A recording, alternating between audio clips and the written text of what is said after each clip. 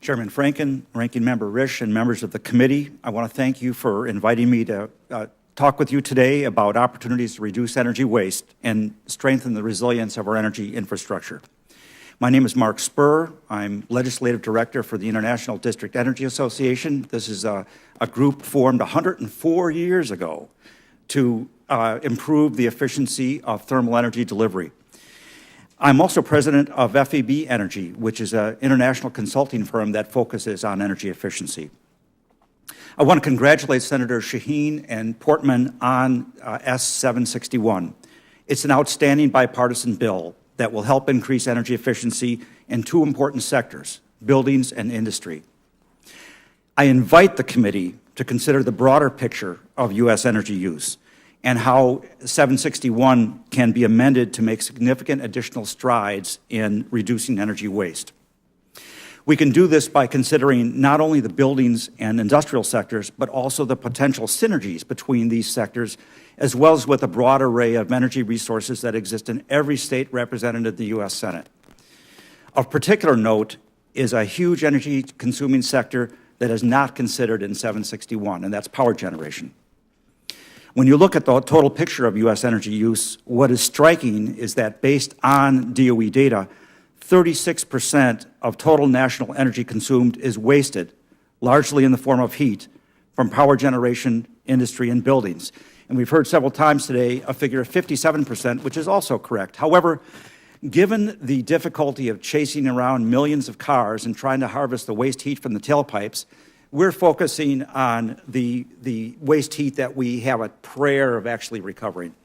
That's the 36%. I know that Senator Manchin has called attention to this issue in prior committee deliberations on 761. Speaking of power generation, which is currently only 32% efficient, Senator Manchin commented, "We have a lot of waste there," and he's quite right. I believe this committee is well aware that combined heat and power systems are highly efficient. They generate power while recovering the normally wasted heat, boosting efficiency from the current 32% to over 80%. DOE has estimated that increasing CHP from its current 9% share of U.S. electric power to 20% by 2030 would create more than 1 million new high-skilled jobs. So how do we get there? It's important to note that CHP is more cost-effective at larger scales. And industrial plants can provide those economies of scale. So can district energy systems. District energy systems supply hot water or steam and chilled water to buildings for space heating, domestic hot water, air conditioning, and industrial process energy. These systems pool the thermal users to accommodate larger, more cost-effective CHP units. District energy systems exist in all 50 states, in cities, colleges, universities, industrial facilities, hospitals, and military bases. District energy systems are critical to more widespread implementation of CHP because they provide not only economies of scale, but also because they're usually operated by organizations that have a long-term economic perspective. Existing district energy systems represent a substantial heat sink for implementation of combined heat and power. Beyond CHP, there are plenty of other sources of local energy, homegrown energy sources that exist in our backyards. I noted a few examples in my testimony, and I would be happy to elaborate as time permits. Mr. Chairman, with your permission, I'd like to call 6 additional witnesses to this hearing. Their names are Sandy, Katrina, Ike, Irene, Gustav, and Wilma. Beyond huge property damage, these storms resulted in enormous economic losses from interruption of business operations, reducing output, income, and employment. For example, Moody's Analytics attributed nearly $20 billion in losses from suspended business activity just due to Superstorm Sandy. CHP and other local energy sources are inherently more resilient to disruption from natural disasters or other events that interrupt energy supply from complex and interconnected grids. CHP systems can be designated to operate in island mode during a grid outage and have demonstrated that they can keep the power on, keep businesses running, and continue to keep people warm in the winter and cool in the summer, even when the power grid is down. I cited a few examples in my written testimony. I'd be happy to elaborate as we have time. I urge your support for S-1205, recently introduced by Senator Franken. The Local Energy Supply and Resiliency Act will help industry, universities, hospitals, cities, and others implement combined heat and power, capture industrial waste heat, and use renewable resources for heating, cooling, and power generation. It will also strengthen our ability to keep the lights on, keep buildings comfortable, keep people safe, and enable uninterrupted business operations during increasingly common severe weather events. I greatly appreciate the opportunity to talk with you today. I would be happy to answer any questions. Thank you, Mr. Spurr. Mr. Molotsky. I'd like to start with Mr. Spurr. Thank you for coming from Minnesota. I'd like to discuss distributed energy with you, in particular combined heat and power, CHP.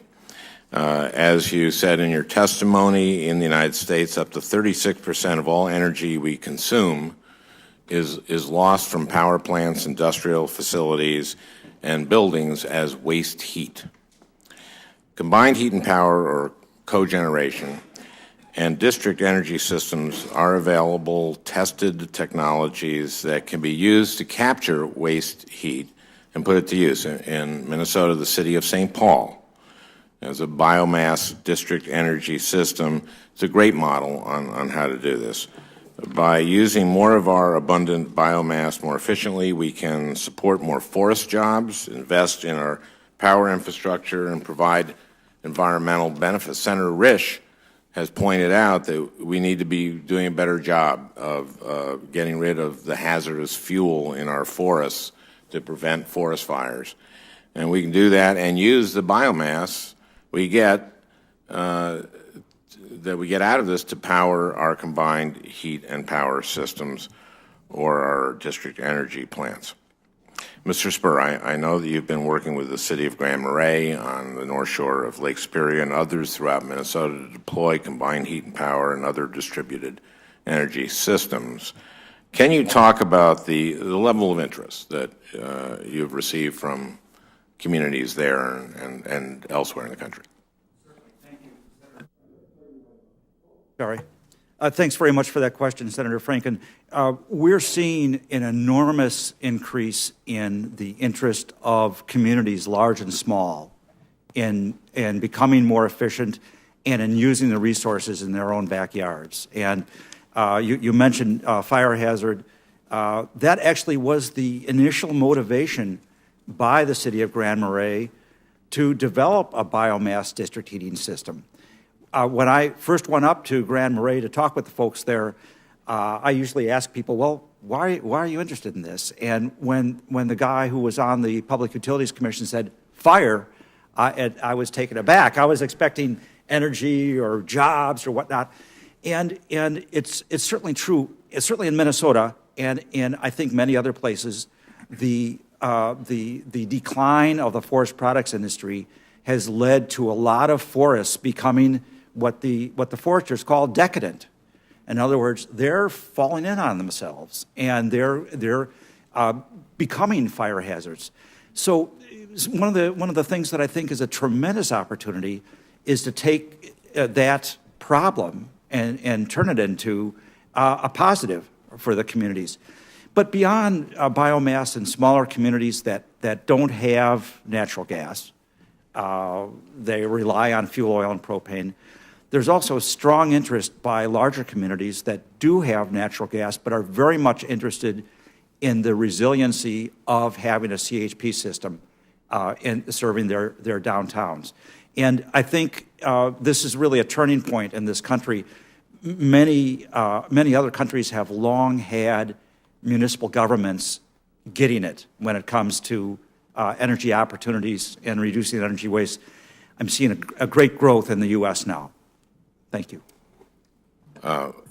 I wish Senator Risch had been here to hear that, but we'll make sure that he has access to that testimony, because he's someone who has a degree in forest management, and this is something that he talks about a lot, which is these hazardous waste materials that are on our forest floor and in the forest that we need to harvest if we're going to prevent the kind of wildfires that we've had. I'd just like to follow up on combined heat and power, and I have the feeling that when Senator Risch comes back, we'll maybe have a couple rounds to be able to do. Can you talk, Mr. Spurr, about how combined heat and power can be helpful to utilities, to electric utilities? Thank you, Senator Franken. I do think sometimes when you bring up combined heat and power to utilities, they can approach it with a bit of trepidation because in many cases these facilities, these combined heat and power facilities are being developed by somebody other than that utility. But in fact, combined heat and power can really be a great partner for electric utilities. Utilities have a tough time when the July afternoon comes and it's 95 degrees and the power demand is peaking. It's a challenge meeting that peak power demand, not only from the standpoint of generation, because it requires them to bring on inefficient, expensive, usually dirty power generating plants, but also oftentimes they're having a tough time getting the power into the load centers relative to transmission constraints. So combined heat and power systems can actually help electric utilities solve problems and manage the grid better. A great example is Princeton University. They have not only a combined heat and power system, but also a thermal energy storage system. So they make chilled water at night when power is cheap and clean, and store it in big tanks, and use it in the daytime to meet peak power demands. They've been able to reduce their peak power demand from 27 megawatts to 2 megawatts, more than a 90% decrease through the use of what I think of as the dynamic duo, combined heat and power and thermal energy storage. And I think oftentimes when utilities stop to think about it, they realize, hey, this is actually helping us do our job. And I'm hoping more utilities will look at it from that perspective. Well, thank you. And I understand that Princeton stayed online because they had a combined heat and power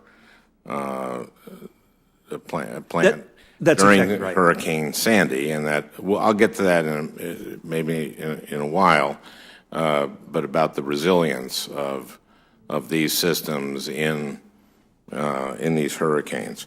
Well, I want to talk about combined heat and power and district energy some more, and can you just describe what, for everyone, St. Paul's district energy and combined heat and power system? And just in a nice nutshell. I'd be happy to. I have a lot of familiarity with that system. That system was started in the early 80s. It's a district hot water system. It supplies about 80% of the heating in the downtown area, and I don't recall now what they're up to on cooling, but a substantial majority of the cooling in downtown. It's fueled with urban waste wood, tree trimmings, old pallets, land clearing waste. This is community waste that would otherwise end up in a landfill, and it's used to produce power and heat and cooling. Ironically enough, one can make cooling with heat. And so for those who aren't energy geeks, just explain how you can create cooling from heat. Well, there actually are two ways. One is to use steam and push it through a steam turbine to make heat. Another is a chemical process called absorption cooling. To make electricity, which in turn. Well, no, actually, you directly turn the chiller compressor with the steam turbine. Oh, I see. Okay. But in St. Paul, they use a process called absorption cooling, and basically the heat is used to recharge a set of chemicals. Who once they want to combine together, they're actually able to chill another water loop. I remember, Senator Franken, some years ago, you asked me to explain in simple terms how absorption cooling works, and it's pretty hard to do it in a simple way. Right. But yeah, it's and obviously. But thank Thank you very much.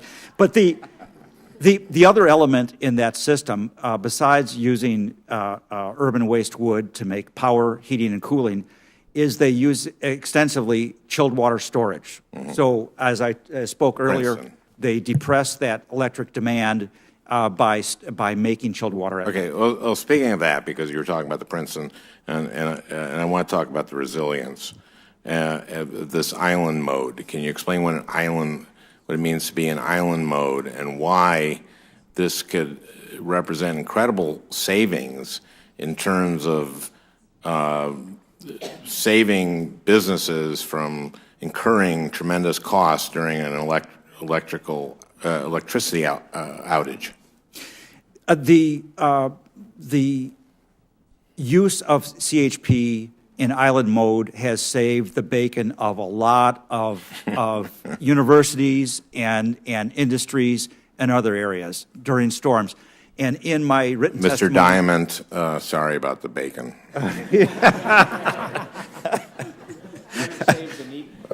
Exactly.